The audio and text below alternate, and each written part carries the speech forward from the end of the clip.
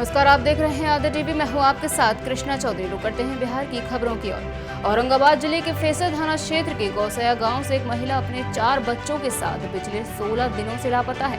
परिजन महिला की सलामती को लेकर बेहद परेशान हैं और अनहोनी की आशंका से दहशत में है। इस संबंध में महिला के पति गणेश यादव ने फेसर थाने में आवेदन देकर अपनी पत्नी रीना देवी और 4 बच्चों की सकुशल बरामदगी की गुहार लगाई है।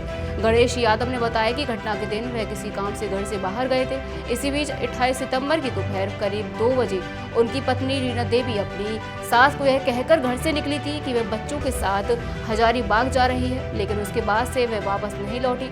परिजन लगातार खोजबीन कर रहे हैं, लेकिन अब तक उनका कोई सुराग नहीं मिला है। पुलिस ने आवेदन प्राप्त कर मामले की जांच शुरू कर दी है। खबर पटना से है, जहां शहरी इलाकों में इस बार वोटिंग का ग्राफ नीचे गिरता नजर आ रहा है।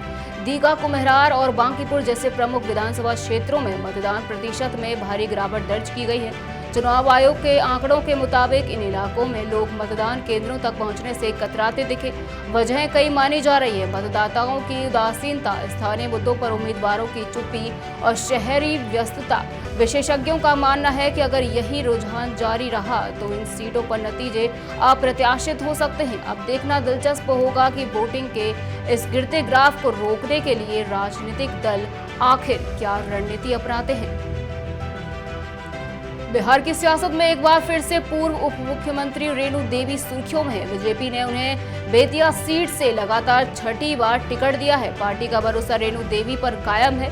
वे पश्चिम चंपारण की राजनीति में लंबे समय से एक प्रभावशाली चेहरा रही हैं।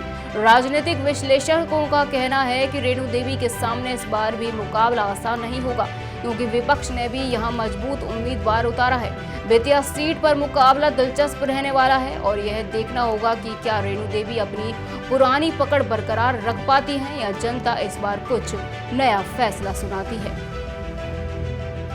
लोक जनशक्ति पार्टी के नेता चिराग पासवान के लिए बिहार चुनाव की राह मुश्किल होती दिख रही है। खबर है कि जिन 4 सीटों पर चिराग पासवान दांव लगाने की तैयारी में थे, वहां से पहले ही गठबंधन नेताओं की नाराजगी खुलकर सामने आ गई है। नीतीश कुमार, जीतन राम मांझी और उपेंद्र कुशवाहा जैसे दिग्गज नेताओं की असहमति के चलते एलजेपी के लिए समीकरण बिगड़ते नजर आ रहे हैं। राजनीतिक हलकों में चर्चा है कि एनडीए के भीतर सीट बंटवारे और उम्मीदवार चयन को लेकर कई मतभेद गहराते जा रहे हैं। अब देखना यह होगा कि चिराग पासवान इस नाराजगी को कैसे संभालते हैं और क्या वे इन सीटों पर अपनी राजनीतिक जमीन बचा पाएंगे या नहीं।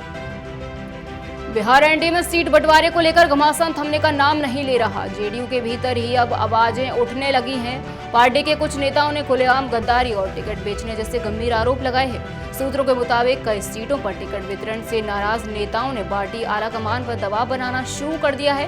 वहीं जेडीयू नेतृत्व का कहना है कि ये सब विपक्ष की अफवाहें हैं और एनडीए पूरी तरह एकजुट है। राजनीतिक गलियारों में अब चर्चा है कि क्या यह अंदरूनी कलह आने वाले चुनाव परिणामों पर असर डाल सकती है। फिलहाल बिहार की राजनीति में यह मामला नया सियासी पारा चढ़ा रहा है।